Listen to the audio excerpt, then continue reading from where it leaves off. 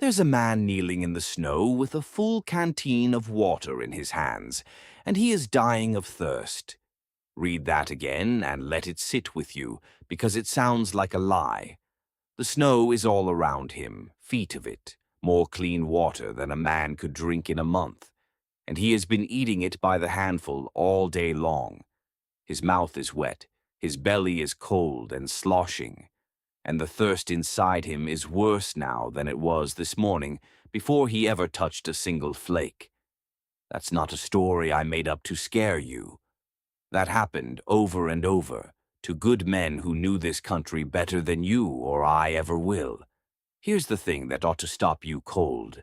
The snow that was supposed to save that man is the very thing that put him in the ground, and it cost him nothing to make the mistake. It felt like the most natural, obvious, sensible thing a thirsty man could do. Grab a fistful of clean white snow and eat it. Free water, everywhere you look, as much as you could ever want. And that free water, the easy water a man can scoop off the ground without walking a single step to find it, has killed more mountain men than dry thirst ever did in all the years men have walked these hills. I know how backward that sounds. Snow is water. Water is what a thirsty man needs. So stay with me, because before we're done, I'm going to show you exactly how a man surrounded by an ocean of water dies with his mouth full of it. And once you see it, you will never look at a snowbank the same way again for the rest of your life. Now let me tell you who I am first, so you understand I am not reading this off a card somebody handed me. I spent more winters than I care to count alone in country, where the nearest help was 2 days of hard walking through snow up past my knees. I ate what I caught. I melted what I drank. And I learned every one of these lessons the way the old hands learned them, which is by getting it wrong once in a place where getting it wrong twice will kill you. The men who taught me didn't read this in a book. They watched friends make this exact mistake and never get up again. And that's the only way this knowledge ever truly sticks, by needing it bad enough that you never forget. Before I take you one step further, do this one small thing for me. Tap that subscribe button and hit the little bell beside it so it's set to all.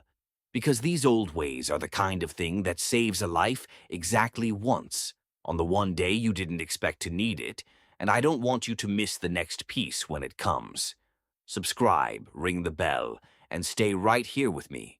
Because what comes next is the part that gets good people killed. Here is what nobody teaches anymore, and it's the very first thing you have to understand, or none of the rest of it will hold together. Most folks carry the belief that snow is just water waiting to happen, that eating snow is the same as drinking water, only colder. It's about the most natural belief in the world, and out in the cold country, it is dead wrong, and it's wrong in 2 separate ways, each one bad enough to kill a man on its own. The first way is the one that steals your warmth. Think about what actually happens when you put a mouthful of snow between your teeth. That snow is sitting far below freezing, and before your body can get one single drop of water out of it, it has to melt it.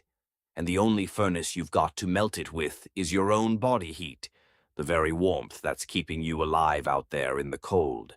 So every handful of snow you eat, your body has to pour precious heat into just to turn it to water, and it gives you almost nothing back. You are spending the one thing you cannot afford to spend, your core warmth, to buy a few cold swallows of water. A man doing hard work in the cold is already fighting to hold his heat. Eat enough snow on top of that, and you drop your own temperature from the inside out until the shivering starts, and the thinking goes soft and slow. Men have frozen to death faster because they were eating the very snow they thought was helping them.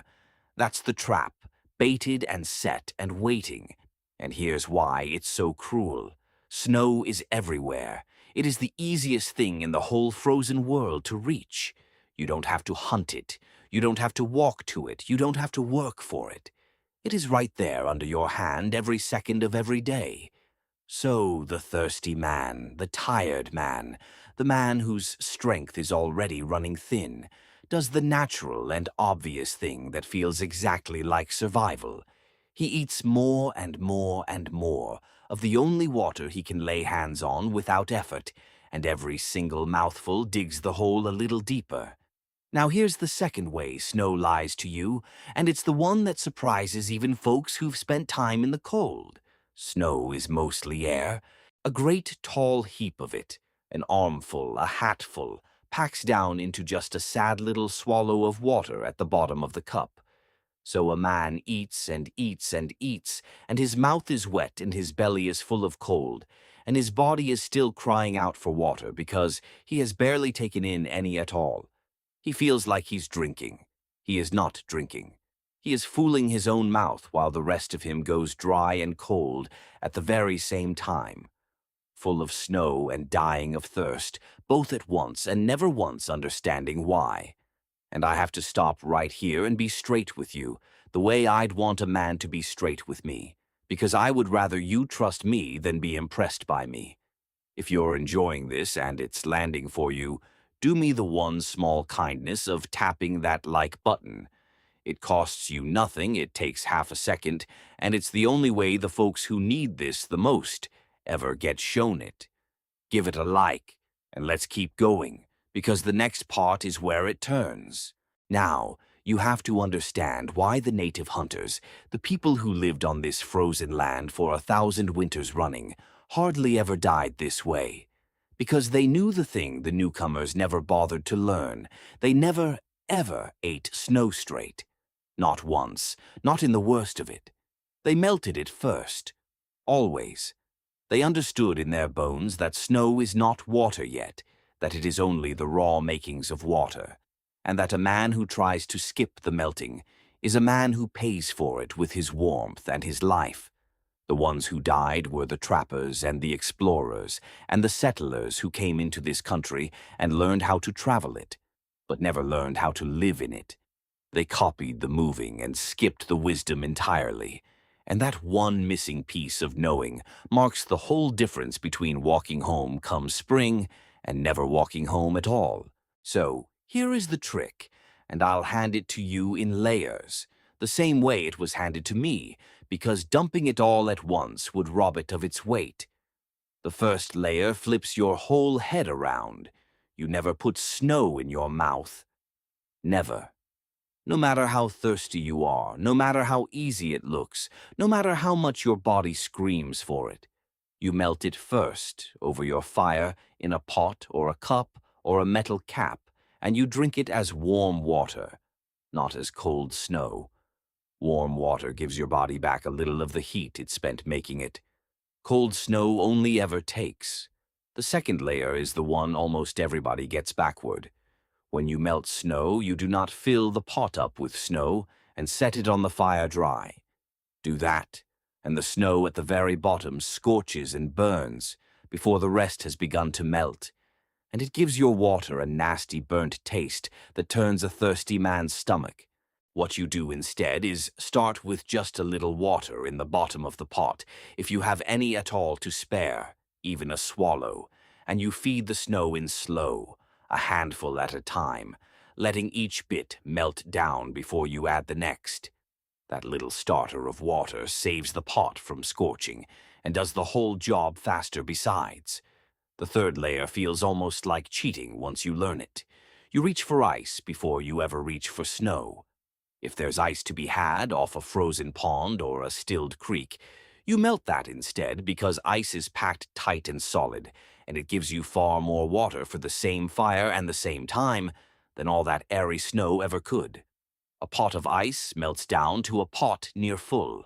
A pot of snow melts down to almost nothing. The old hands knew that a lake of ice was worth more to a thirsty man than a whole valley buried in powder. And the fourth layer is the one nobody sees coming, the one that sounds like madness until it clicks. In the deep of it, when a man is cold and low and the thirst is on him hard, the answer is not to drink more, it is to warm yourself first and drink second. Because a cold body cannot use the water right, and pouring cold snow into a cold, man just drives him down faster.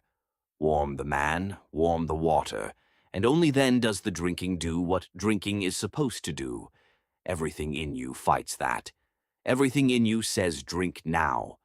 And that instinct, that very instinct, to cram down the cold snow the second the thirst hits, is the exact thing that kills a man quickest of all. Now, if you're still with me, and I hope you are, because this next part is the whole spine of it, go ahead and make sure that bell is turned on and set to all. I'm going to keep handing you these old ways one at a time, the ones that nearly went into the ground with the men who knew them, and I don't want the next one to slip past you. Ring that bell and let me close the loop I opened at the start. Remember the man I told you about, kneeling in the snow with his mouth full of water and dying of thirst anyway? Here's the whole answer laid out plain, and once you see it, the rest locks into place. He was losing on both sides of the ledger at the very same time. Every handful of snow he ate was pulling the warmth out of his core to melt it, dropping his body temperature lower and lower, while giving him back almost no water for all that spent heat. His blood ran colder. His hands and feet went from aching to numb to nothing. His thinking slowed to a crawl, and a man who cannot think clearly in the cold is a man already halfway gone. And on top of all that, the little water he did get was nowhere near enough to fix the thirst, so his body kept screaming for more, and he kept answering the only way he knew how, with another fistful of the very poison that was killing him. He felt full. He felt like he was doing the right thing right up until the cold from the inside laid him down soft in the snow. That is precisely how a man surrounded by water dies of thirst and cold together, with the cure sitting all around him the whole time.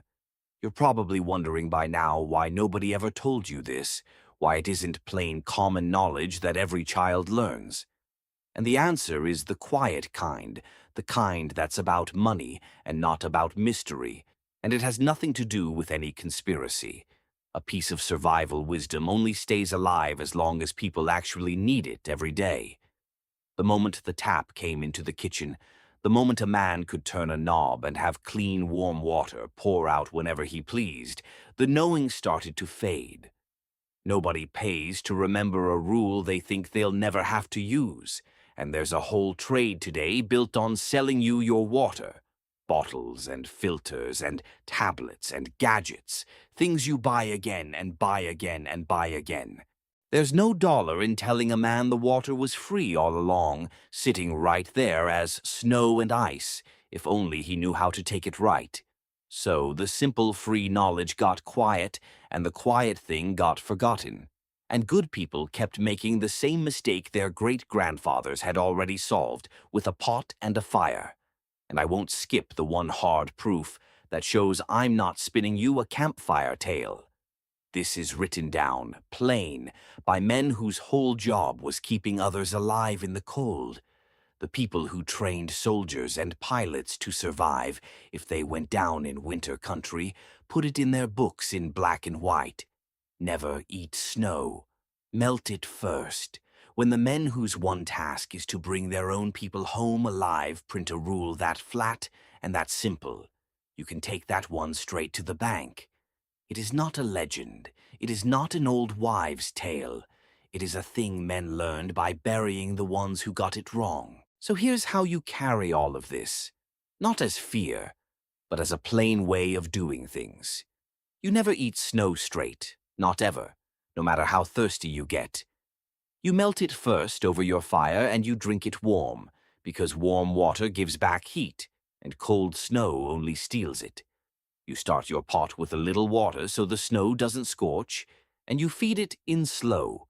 You take ice over snow every single time you can get it, because it gives you far more for the same fire. And you warm the man before you fill him, because a cold body can't use cold water right. None of it costs a thing. That's the part I love most. The very thing that saves your life, a pot and a fire and the knowing of how, was sitting there in front of everybody the whole time. And before I give you the last of it, do this one thing for me. because if these old ways have earned it. Subscribe if you haven't yet, give this one a like, and turn that bell on so it's set to all. There's a whole winter's worth of these lessons still to come, each one a life somebody already paid for so that you wouldn't have to, and I don't want you to miss a single one. Maybe that's the real lesson here, the one bigger than snow and bigger than thirst. Those men didn't die because the country was cruel. The country was only ever just the country. They died because they were certain that snow was water, certain a wet mouth meant a watered body, certain they already knew the one thing they didn't know at all. And out here, the wilderness never kills the humble man half as fast as it kills the sure one. The old hands feared their own certainty more than they ever feared the cold, and that's a thing I'd hand down to you ahead of any trick I know. So here's the whole of it, small enough to carry and free as the snow on the ground. Never eat snow. Melt it first and drink it warm. Start your pot wet and feed it slow. Choose ice over snow whenever you can. And warm the man before you water him. Do that much, and the country can throw its hardest, coldest, thirstiest winter straight at you, and you'll still walk home come spring. The people who settled this land with their 2 hands and a knife knew 1,000 things like this, hard-won and handed down and very nearly lost, and I won't stand by and watch this one go into the ground with them. So tell me down in the comments, what's the one piece of wisdom your own grandparents carried that the rest of us have plain forgotten? Because I want to hear it, and half of what I know I learned from somebody else's grandfather. And before you go, keep this in the back of your mind for next time, because I've got another one for you, and it turns everything you've been told clean on its head. It's an old rule about a fire, and how the warmest, coziest, best-built camp a man can make is sometimes the very one that never lets him wake up. I'll show you why, along with what the old hands did instead. Until then, take care of your fire, melt your water, and don't ever trust a wet mouth to tell you the truth.